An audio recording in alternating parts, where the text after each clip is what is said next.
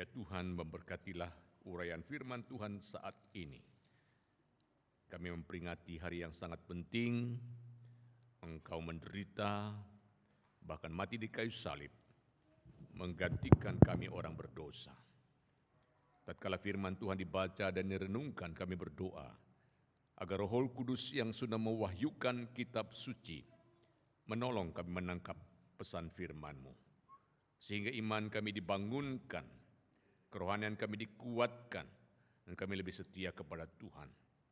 Khususnya ya Tuhan, kami akan merenungkan tema yang sangat penting, mematikan dosa. Siapakah kami ya Tuhan, orang berdosa ini yang bisa mematikan dosa?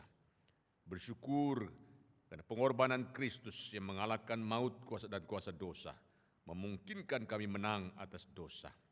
Ya Tuhan, bersabdalah kepada kami siap mendengar. Supaya tatkala kami pulang dengan kondisi yang tidak sama ketika kami datang. Kami pulang dengan pembaharuan, kami pulang dengan pemulihan, dan kami pulang dengan komitmen baru di hadapan Tuhan. Berfirmanlah kepada kami ya Tuhan, kami siap mendengar. Demi nama Tuhan Yesus penebus dan juru selamat kami yang hidup, kami siap mendengarkan firman Allah. Haleluya. Amin. Silakan duduk jemaat sekalian yang dikasihi Tuhan. Shalom. Saudaraku sekalian yang dikasihi Tuhan, pertama-tama saya menyampaikan terima kasih kepada Gembala Sidang, Pendeta Randy, dan staf pengembalaan, serta majelis yang mempercayakan pelayanan kepada saya di pagi hari ini. Dan juga dalam kesempatan ini saya mengucapkan selamat kepada 4 saudara-saudari kita yang mengambil keputusan yang sangat penting. Mengambil keputusan percaya dan menerima Tuhan Yesus dan menerima sakramen baptisan. Jangankan 4 orang, Alkitab mengatakan 1 jiwa saja yang datang kepada Tuhan, ada beribu-ribu malaikat di sorga bertampik sorak dan bersuka cita atas jiwa yang datang kepada Tuhan, apalagi ini 4 orang. Satu-satunya yang bisa membuat surga bertampik sorak bersuka cita adalah jiwa-jiwa yang datang kepada Tuhan. Doa saya, saudara bertumbuh di gereja ini, setia kepada Tuhan yang sudah menebus dan menyelamatkan saudara. Saudara-saudara, tadinya sudah dibacakan dari Kolose pasal 3 ayat 5 sampai 9, dan saya tidak akan membacakan semuanya lagi, saya akan membacakan 3 ayat saja untuk kita sekalian. Kolose pasal yang ketiga ayat 5, kemudian ayat 8 dan ayat 9. Karena itu matikanlah dalam dirimu segala sesuatu yang duniawi, yaitu percabulan, kenajisan, hawa nafsu, nafsu jahat, dan juga keserakahan yang sama dengan penyembahan berhala. Saya lompat ayat 8, tetapi sekarang buanglah semuanya ini, yaitu marah, geram, kejahatan, fitnah, dan kata-kata kotor yang keluar dari mulutmu. 9, jangan lagi kamu saling mendustai, karena kamu telah menanggalkan manusia lama serta kelakuannya. Ada 3 kata paralel yang ditulis oleh Paulus di dalam bacaan tadi. Ayat 5, mematikan. Kemudian ayat yang ke-8, buanglah. Dan yang ke-9 adalah menanggalkan. Suatu penekanan yang sama bagaimana kita berhadapan dengan dosa, dan sebagai orang-orang sudah ditebus Tuhan, kita bagaimana mematikan dan menanggalkan dosa dan membuang dosa dalam kehidupan kita. Berbicara tentang topik mematikan dosa pada peringatan Jumat Agung seperti ini, saudaraku sekalian, itu sangatlah tepat ya. Karena hanya melalui pengorbanan Kristus di atas kayu salib itu memungkinkan manusia untuk mengatasi dosa. Bahkan setiap orang yang dalam Kristus diberikan kekuatan untuk menang atas dosa, bahkan memiliki buah-buah roh dalam kehidupannya. Dan harus diakui Bapak Ibu sekalian bahwa tidak mudah, ya, tidak mudah untuk mematikan dosa bila kita mengetahui dan mengerti sifat-sifat dosa itu, ya.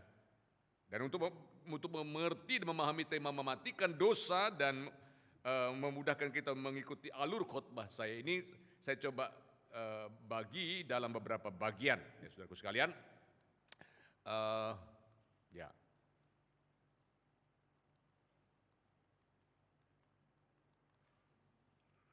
apakah oke? Ya, bagian pertama kita bicara tentang sifat-sifat dosa, lalu nanti kita melihat bagaimana inisiatif Tuhan mengatasi dosa, dan poin ketiga kita bicara tentang mematikan dosa. Oke, apakah bisa tidak connect kali ini?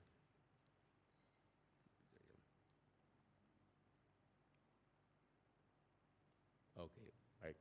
Kalau saya tidak bisa nanti diikuti saja mungkin. Atau ya. Ya. Sorry. Baik. Oke.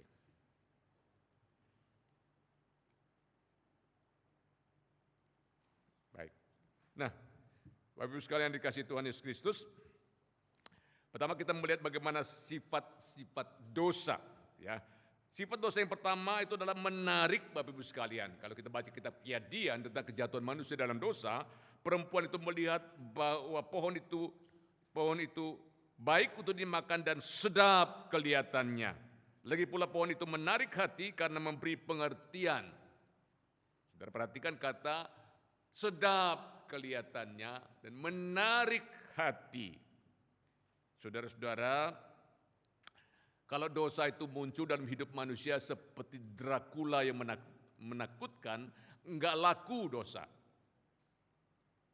Tapi dosa itu muncul dalam bentuk yang menarik, sedap, nikmat, menguntungkan, dan siapa yang tidak tergoda?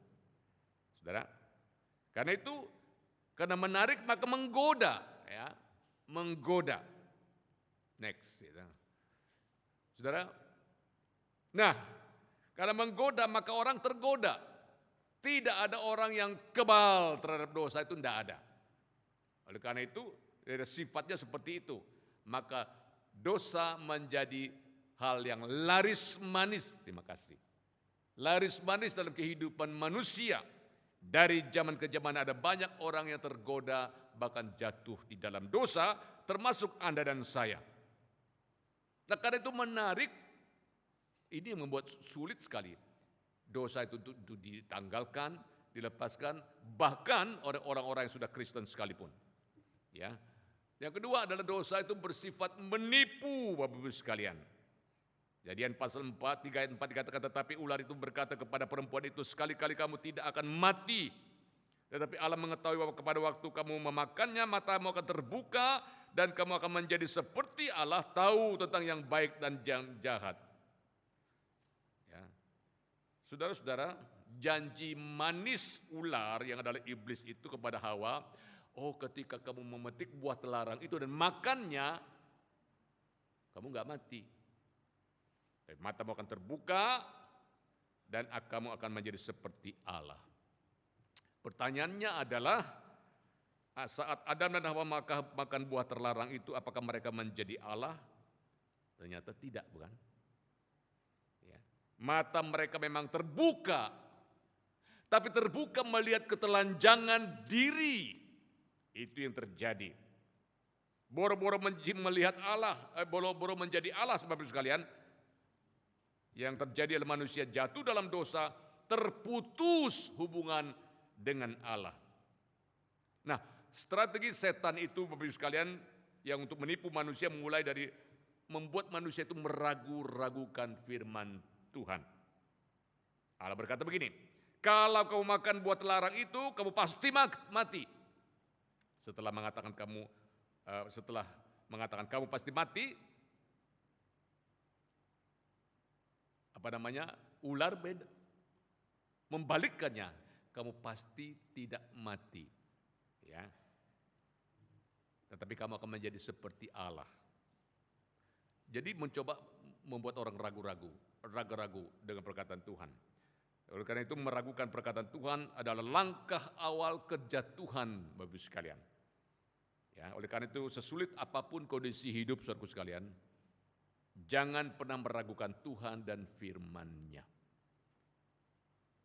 Kan ada orang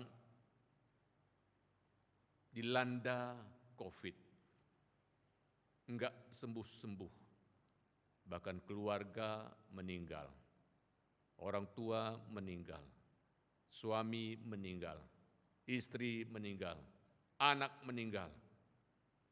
Lalu mulai di mana Tuhan? Kalau Tuhan Maha Kuasa, kenapa tidak sembuhkan keluarga saya? Kalau Tuhan Maha Kuasa, kenapa keluarga saya meninggal dunia? COVID adalah salah satu alat filter dari Tuhan untuk menguji iman manusia. Orang yang mengerti kedaulatan Tuhan, dia tidak akan komplain apapun yang terjadi, walaupun tidak mengerti. Konsisten ikut Tuhan, karena Tuhan tidak pernah bersalah. Tuhan berkuasa memberikan kehidupan, dan Tuhan yang sama berkuasa untuk mengambil kehidupan itu. Maka Tuhan tidak ada salahnya. Tapi orang yang teguh imannya, dia melihat bahwa bagaimana Tuhan berdaulat. Di balik semuanya itu ada rencana Tuhan yang indah yang tidak dimengerti, dan dia taat kepada Tuhan. Saudaraku sekalian, jadi itu yang kedua, dosa bersifat menipu.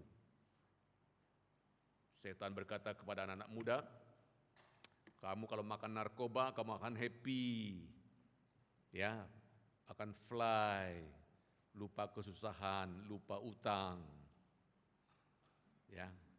Setelah makan narkoba, mulai kecanduan, syaraf itu rusak, otak rusak, badan rusak. Dan saya sendiri sudah beberapa kali menguburkan orang yang narkoba. Ada ya, walaupun bukan anggota. Setan menipu, dosa itu menipu dan menghancurkan kehidupan. Berikutnya adalah dosa itu bersifat memperbudak. Ya. Dalam Yohanes pasal 8:34 mengatakan setiap orang yang berbuat dosa adalah hamba dosa, budak dosa. Mengapa orang yang kecanduan alkohol sulit melepaskan diri dari minuman keras? Mengapa orang yang kecanduan narkoba sulit melepaskan diri dari narkoba? Karena duanya merupakan perbuat dosa, dan dosa sifatnya mengikat, menjerat, memperbudak. Itu sifat dosa. Demikian pula orang yang kecanduan pornografi sulit untuk melepaskan diri dari pornografi.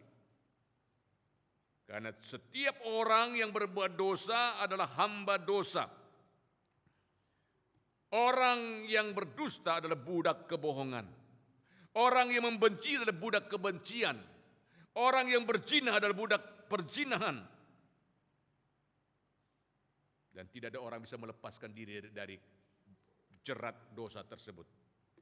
Kabar baiknya adalah hanya Yesus Kristus yang mati dan bangkit bagi kita bisa memerdekakan kita dari perbudakan dosa.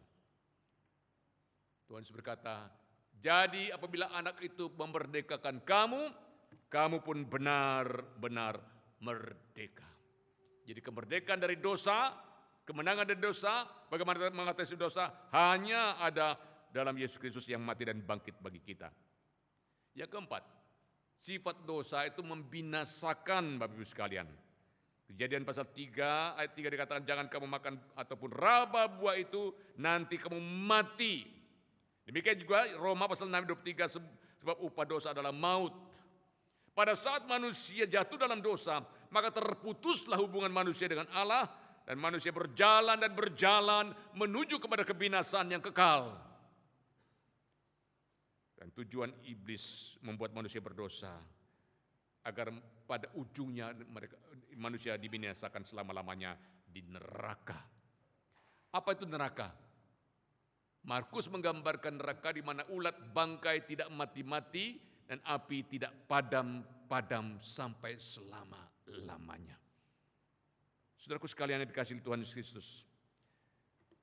Sampai di sini kita melihat bagaimana dosa itu begitu dominannya menguasai hidup manusia. Sekarang kita melihat bagaimana inisiatif Tuhan mengatasi dosa.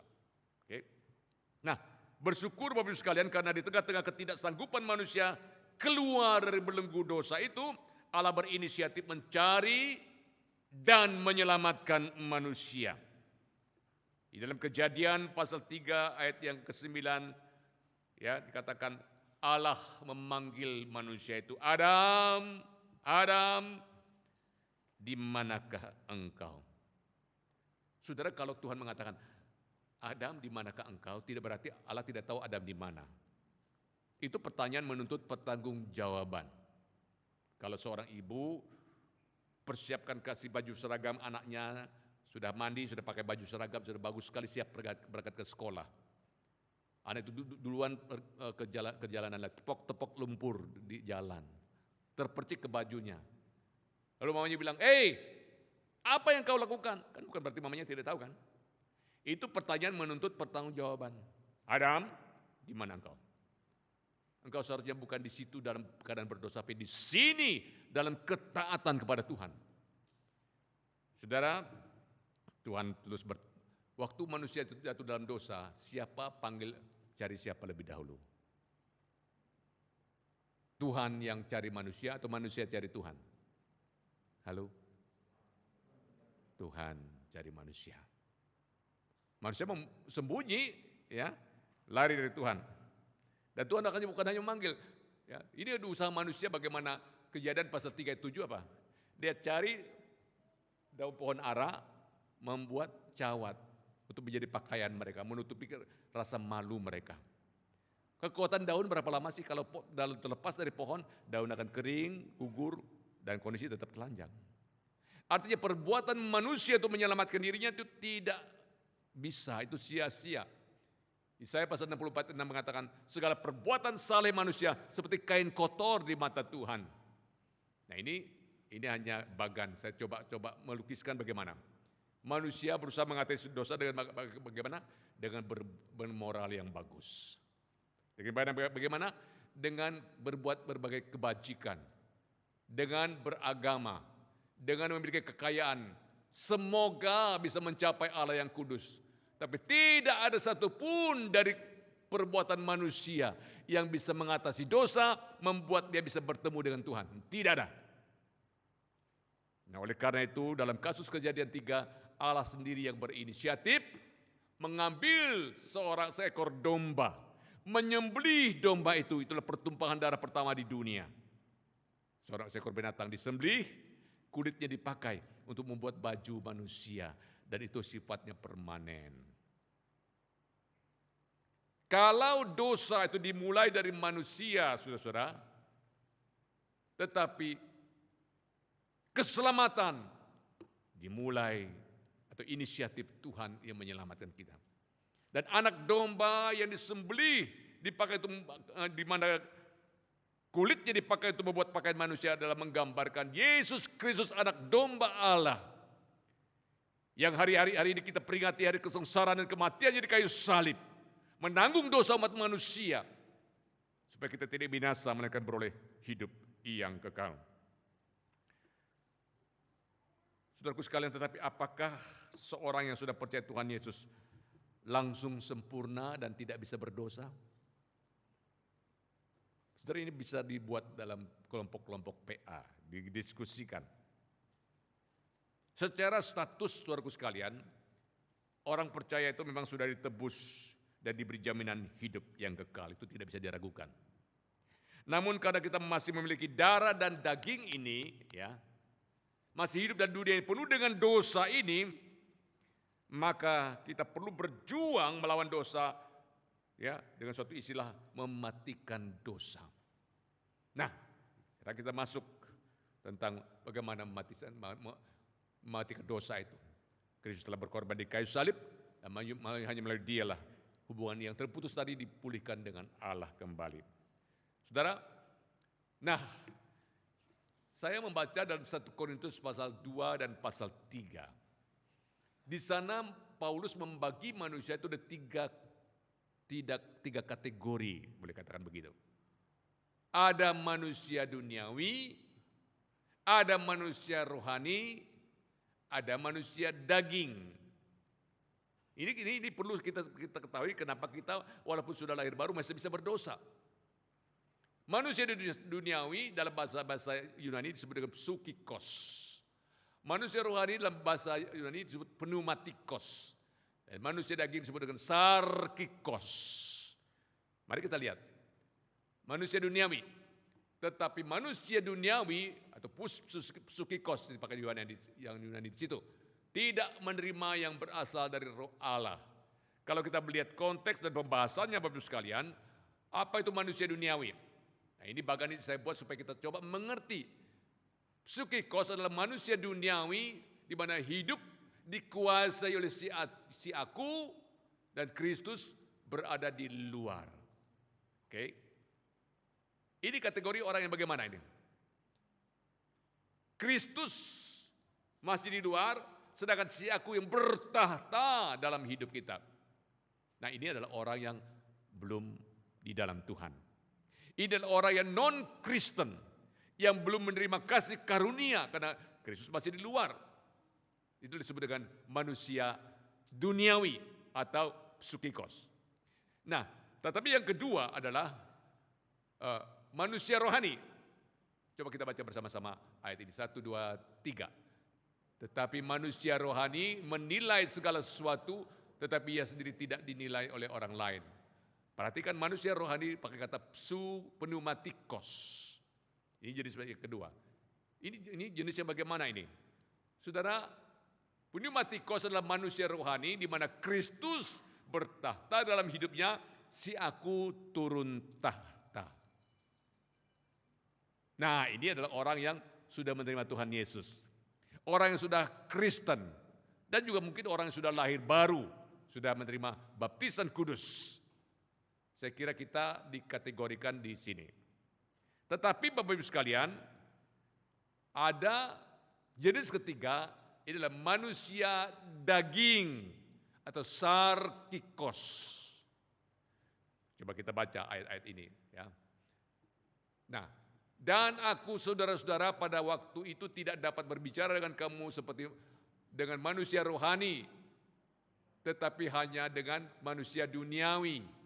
Sebetulnya dalam terjemahan yang aslinya bukan psikikos tapi sarkikos, manusia daging yang belum dewasa dalam Kristus. Karena kamu masih manusia duniawi, jadi bukan duniawi kan psikikos sebetulnya, tapi yang dipakai adalah sarkikos, manusia daging.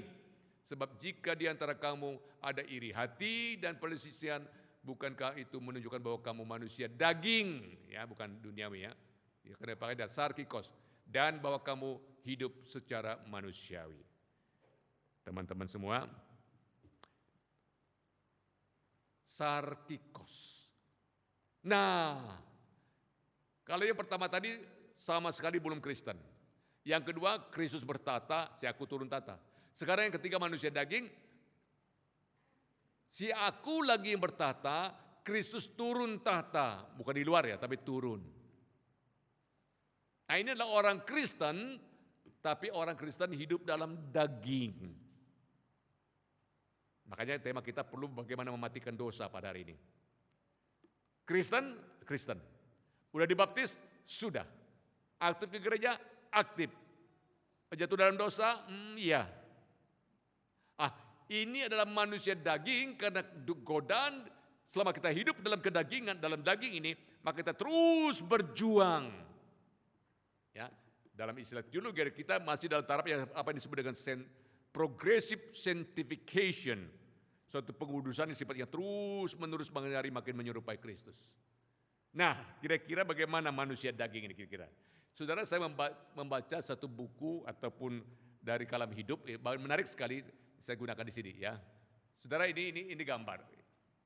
Gambar digunakan beberapa binatang untuk melukiskan sifat-sifat manusia, walaupun tidak harus persis ya. Misalnya begini, kira-kira kalau binatang ini menggambarkan sifat apa? Halo? Ganas, pemarah. Ya di sini tidak ada ya orang begitu ya. Ini sama, pemangsa, ya pokoknya egois. Ini menggambarkan sifat apa? Halo, sifat apa? Ada yang tahu? Kambing menggambarkan sifat apa?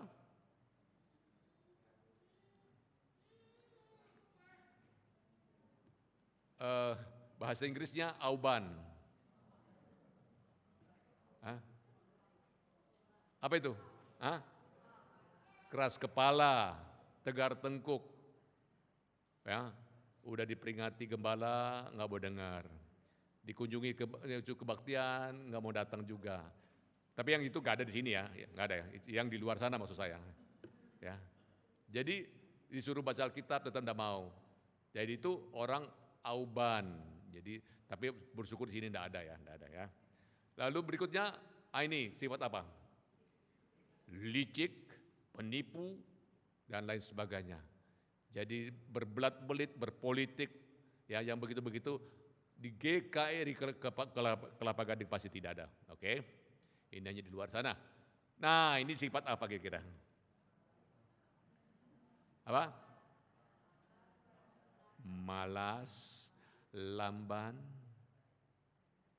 malas baca firman Tuhan, malas berdoa, malas ke gereja, malas dukung pekerjaan Tuhan. Itu orang Kristen yang di luaran sana, ya ada seperti itu. Di Kelapa Gading tidak ada. Haleluya. Haleluya. Jadi ya. Nah, ini paling enak. Sifat apa ini? Hah? Apa? Hah? Jorok, rakus, kotor, suka omong jorok, pikiran kotor, ya itu ya kalau sudah sincia paling ditunggu-tunggu ini, ya nggak usah sincia lah hari-hari juga, ya. Nah ini apa ini? Melambangkan sifat apa? Bulu saya paling bagus, apa? Sombong, congkak, angkuh. Saya mau tanya, orang sombong itu disebabkan karena apa? Atau begini, pertanyaan dirubah. Kira-kira apa yang membuat orang sombong kira-kira? Apa yang unggul pada dirinya? Apa yang membuat orang sombong kira-kira? Hah? Harta, kekayaan, apa lagi? Pintar, apa lagi? Jabatan, apa lagi? Cantik, ya. Ganteng, apa lagi? Pokoknya kelebihan-kelebihannya. Pertanyaan saya, orang ada kelebihan bisa sombong, orang ada kekurangan bisa sombong enggak? Saya bertanya, orang kaya bisa sombong? Orang miskin bisa sombong? Bisa. Istilah saya SMS, susah miskin sombong lagi.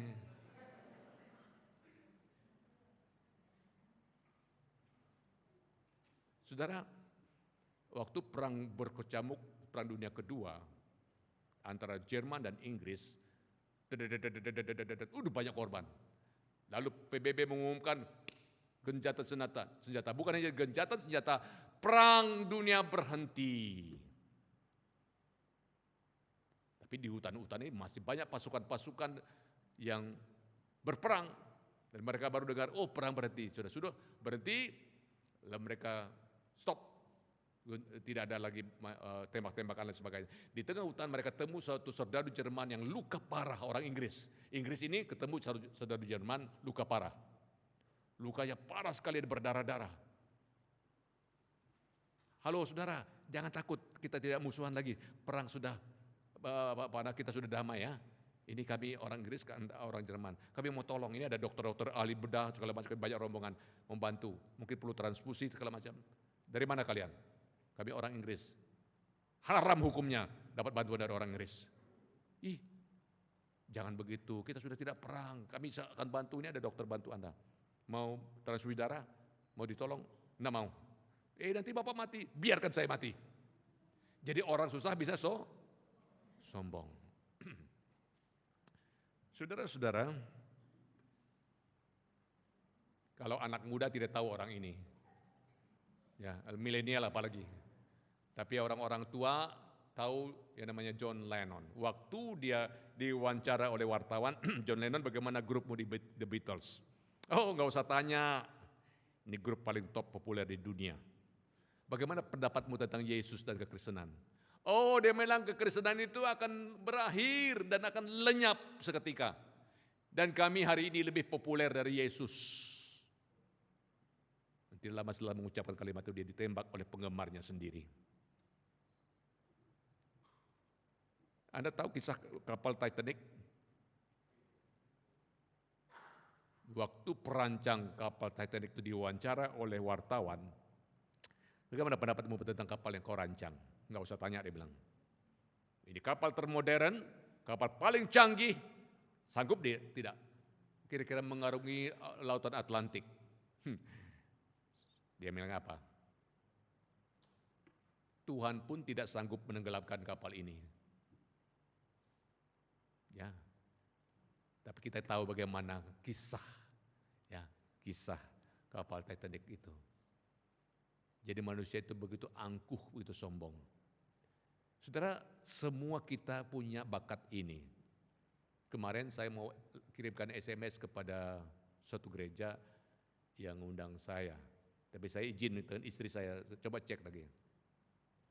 Dia bilang jangan bikin SMS begitu. Tidak boleh begitu. Loh kenapa tidak boleh? Kan saya diundang untuk hadir dan ada pelayanan. Lalu saya mencatat saya tidak bisa pelayanan karena saya ada pelayanan di sini, di sini, di sini. Tidak akan jebut begitu, bilang aja ada pelayanan. Itu ada kesombongan kalau seperti itu. Waduh, saya sendiri seorang hamba Tuhan. Tidak sadar loh. Jadi Bapak Ibu kita semua punya bakat, punya kedagingan ini cenderung dosa. Cenderung berdosa. Enggak ada yang kebal. Nah, saudaraku sekalian dikasih Tuhan.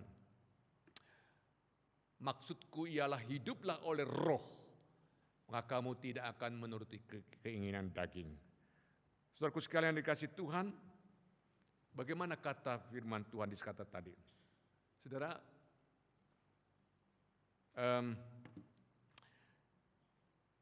ada 3 istilah yang digunakan Rasul Paulus secara paralel di dalam Kolose tadi, saudaraku sekalian.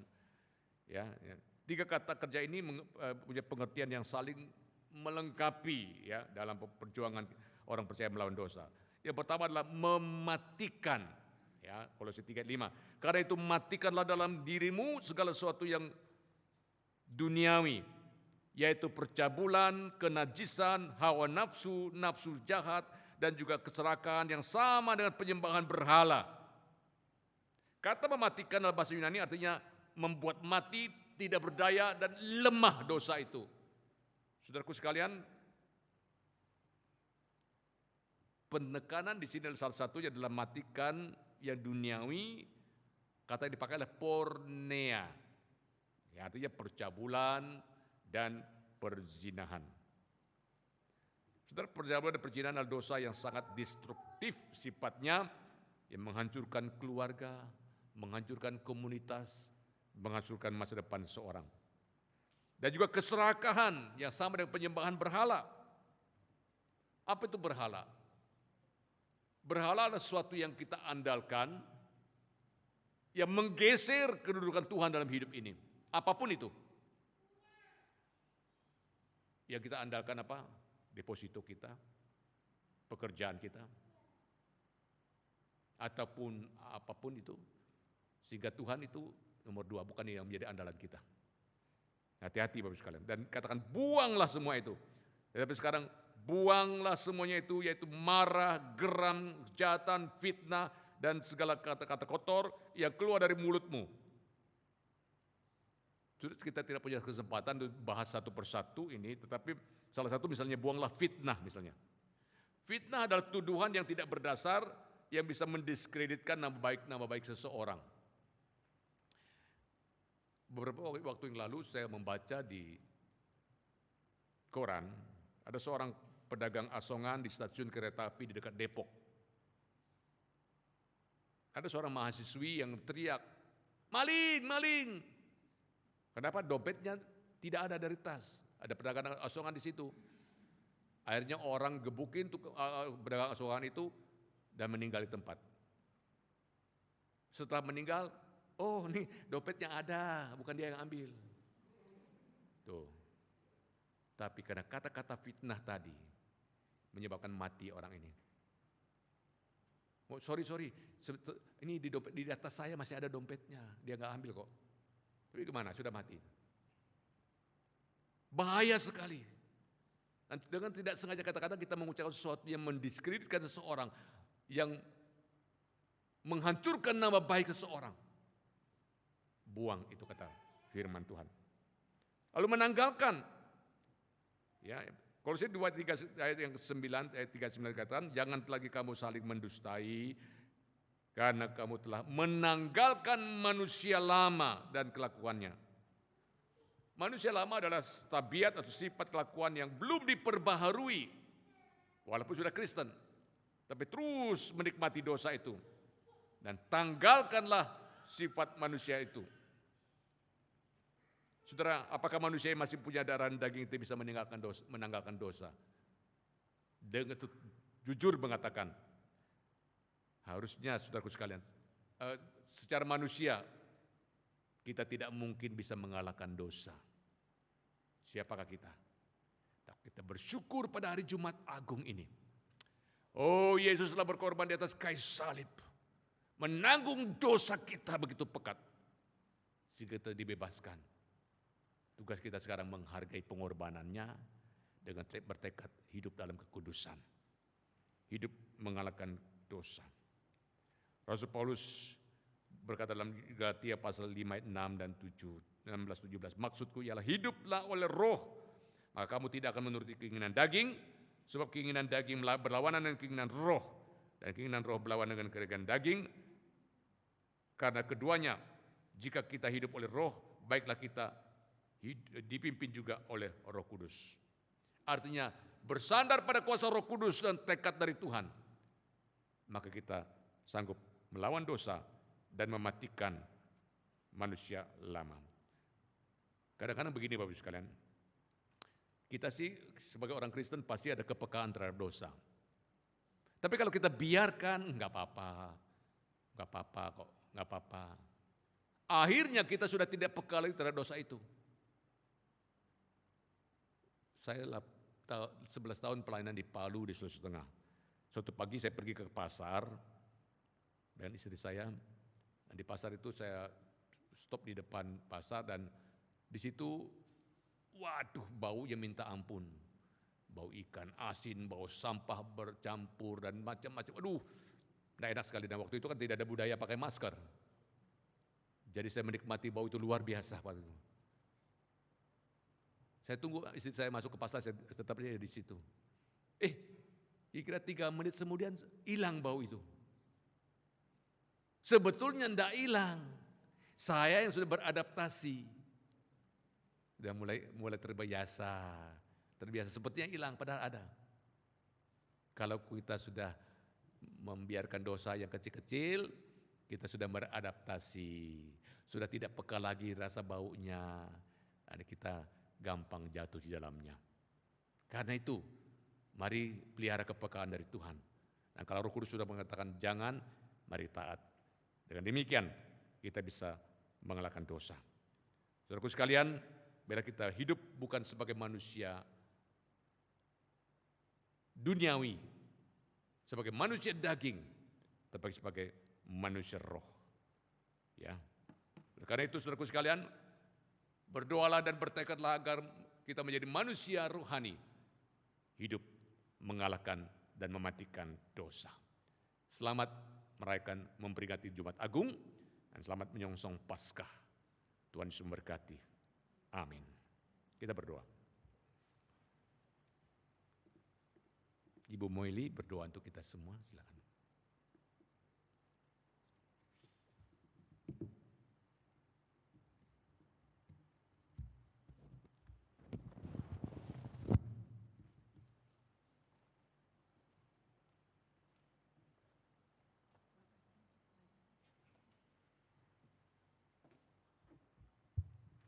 Mari kita satu dalam doa.